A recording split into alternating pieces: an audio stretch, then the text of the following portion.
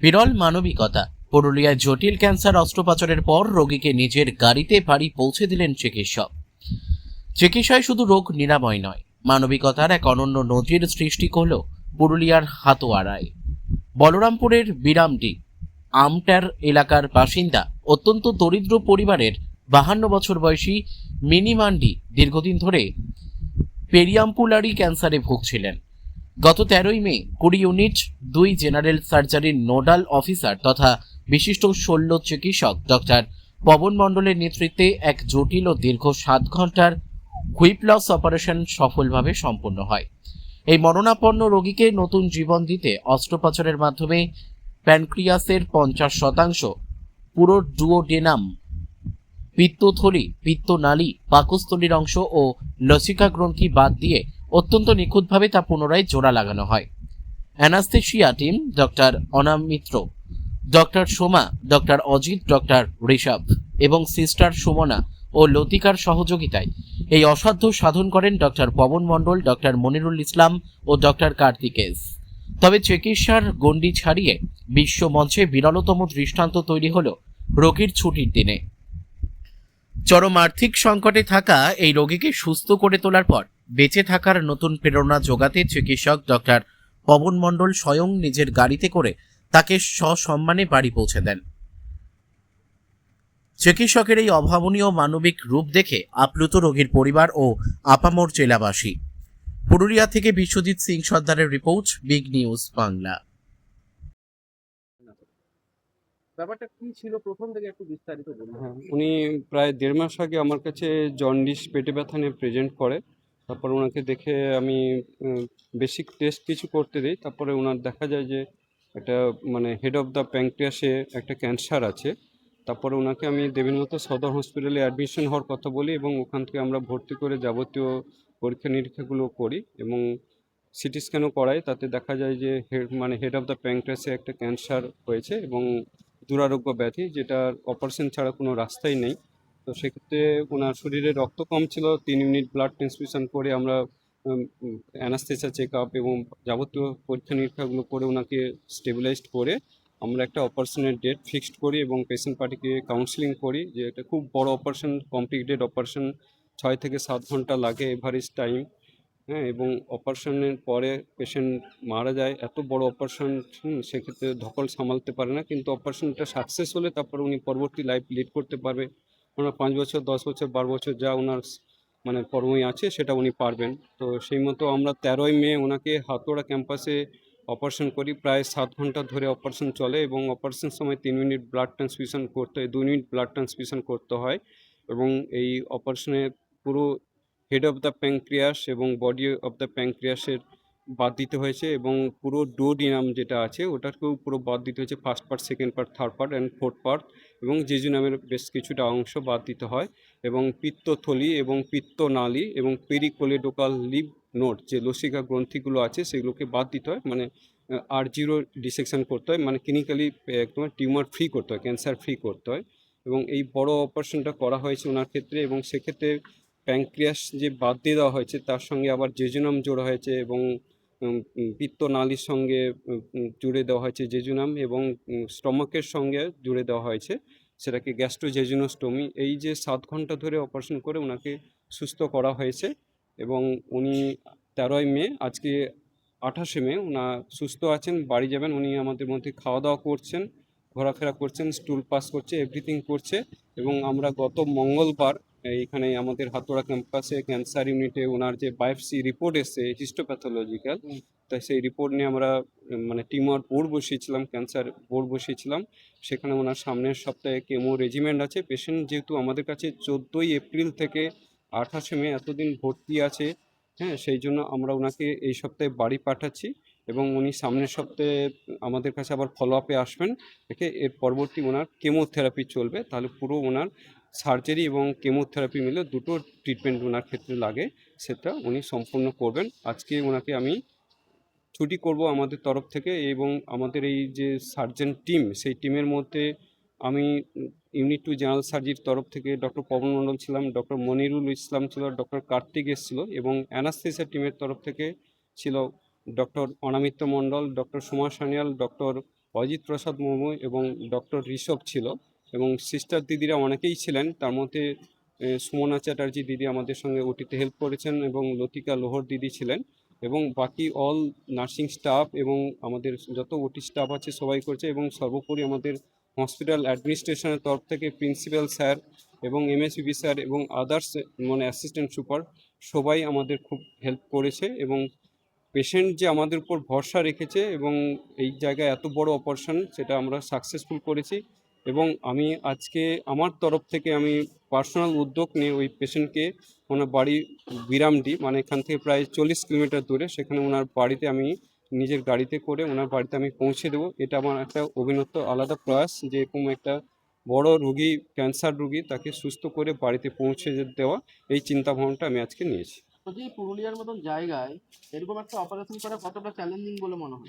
এটা তো শুধু ওয়েস্ট বেঙ্গল নয়, গোটা ওয়ার্ল্ডেই একটা বড় কমপ্লিকেটেড এবং অনেক ডিউরেশনের অপারেশন, অনেক জটিলতা দেখা দেয়। সেক্ষেত্রে এগুলো লিমিটেড জায়গায় অপারেশন হয়, কলকাতার কয়েকটি মেডিকেল কলেজে এবং প্রাইভেট ইনস্টিটিউটে হয় এবং প্রায় খরচা পড়ে প্রাইভেট ইনস্টিটিউটে প্রায় 5 লক্ষ থেকে 10 লক্ষ টাকা খরচা পড়ে এবং এগুলো খুবই রেয়ার অপারেশন হয় এবং সেক্ষেত্রে এই পুরুলিয়া প্রান্তিক জেলা তথা নতুন মেডিকেল কলেজে হাতোড়া ক্যাম্পাসে আমরা অনেকগুলো ট্রাই করেছি। এটা আমাদের 4th কেস এবং এর আগের কেসও এখানে সাফল্য হয়েছে। আমরা সদর ক্যাম্পাসেও করেছি, কিন্তু এনার ক্ষেত্রে আমি ওনার বাড়িতে পৌঁছে দিচ্ছি।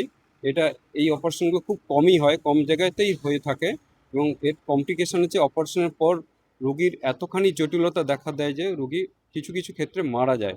সেই জন্য সব জায়গায় এই অপারেশনগুলো হয় না এবং সব ডাক্তাররা এগুলো করতে পারেন না আর কি। এটা বিশাল এক্সপার্টের উপর নির্ভর করে, যেটা আমরা সাফল্য করেছি এখানে। সমস্ত কিছু মেডিকেল যন্ত্রপাতি সবকিছু কি এই ওটিতে রয়েছে? হ্যাঁ, আমাদের এই বড় অপারেশন করার জন্য বর্তমানে এই মেডিকেল কলেজে এই সব সেট আপ রয়েছে। সেক্ষেত্রে কোনো সমস্যা হয় না? না, সেক্ষেত্রে কোনো সমস্যা হয় নাই। রোগী খুব সুস্থ আছেন, ভালো আছেন, আজকে বাড়ি যাবেন। নাম ও পরিচয়? আমি হচ্ছে এখানে 16 বিভাগে ইউনিট জেনারেল সার্জির তরফ থেকে ডক্টর পবন মণ্ডল এবং এই দেবেন্দ্র মেডিকেল কলেজের ক্যান্সার যে ইউনিট আছে তার নোডাল অফিসার। অন্যান্য ক্যান্সারের চিকিৎসা হয় এখানে?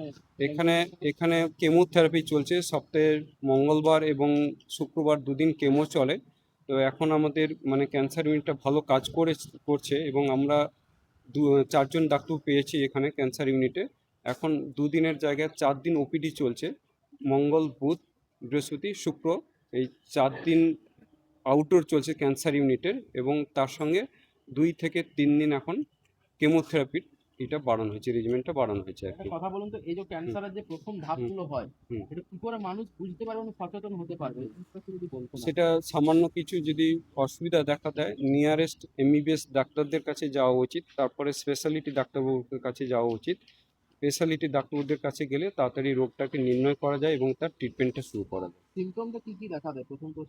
সিমটম এই ক্ষেত্রে যেটা দেখা দেয় যে সামান্য পেটে ব্যথা, জন্ডিস মূলত দেখা দেয় বা পেটে ব্যথা। আরেকটা যেটা ওয়েট লস হয়, আরেকটা কী হয়, ঘন ঘন লুজ মোশন হয়, ওয়াটারি স্টুল হয়, ফ্যাটি স্টুল হয়, স্টিয়াটোরিয়া বলা হয়। তো ক্যান্সার বা অন্য কোনো কিছু, এটা পেটের ভিতরের অংশ, তো ফুলে ওঠা বা টিউমার প্যালপেট করা এই সব কিছু দেখা যায় না, সামান্য কিছু ইনডাইজেশন এই প্রবলেমগুলো দেখা দেয়। বিভিন্ন ক্যান্সারের বিভিন্ন রকম প্রেজেন্টেশন থাকে আর ক্যান্সার কাউকে বলে আসে না আর কি, সাইলেন্ট কিলার ডিজিজ। প্রথম স্টেজে এলে যদি দেবেন মাহাতো কেউ দেখাতে আসে তাহলে সুস্থ হয়ে ফিরবে মানুষ? স্পেশালিটি ডাক্তারদের কাছে এলে তারা দেখে ডিসাইড করবে এবং সেক্ষেত্রে ওনার কোন স্টেজে আসছে সেটার উপর নির্ভর করছে উনি কতখানি সুস্থ হয়ে উঠবেন। আমার শাশুড়ি মা, কি হয়েছিল ওনার? ওনার হয়েছিল ফার্স্ট মানে পেটে ব্যথা আর কি, পেটে ব্যথা শুরু। তো আমরা ভাবলাম এই প্রাইভেটে তো চিকিৎসা করাতে পারবো না, কেন আমাদেরও সেরকম অর্থ নেই আর ওনারও নেই। তখন ভাবলাম আমরা আতাড়াতে নিয়ে যাই। জাস্ট আতাড়াতে মঙ্গলবার দিন ছিল 14, ওই যাই হোক মঙ্গলবার দিন ছিল। হ্যাঁ, 1.5 মাস আগে, ধরুন 1.5 মাস আগে। তো জাস্ট এখানে আসে আমাদের স্যার পবন মণ্ডলের সাথে যোগাযোগ হলো। হ্যাঁ, উনি কিছুদিন বাদে রিপোর্ট করার পর, দেখার পরে রিপোর্ট করার পরেই উনি বলল কি যে ইনার সমস্যাটা বলে দিল যে ইনার হয়েছে প্যানক্রিয়াস ওই জন্ডিস আর গোল ব্লাডার স্টোন, দুটো অপারেশন করতে হবে বাবু বললো আমরাকে ডাক্তারবাবু। তো ব্যাপার হচ্ছে আমাদের তো আতঙ্ক হয়ে গেছে বলে এত বড় ব্যাপার হয়ে গেছে। ক্যান্সার বলেছিল? হ্যাঁ ক্যান্সার তখন বলেনি, গোল ব্লাডার বলেছিল।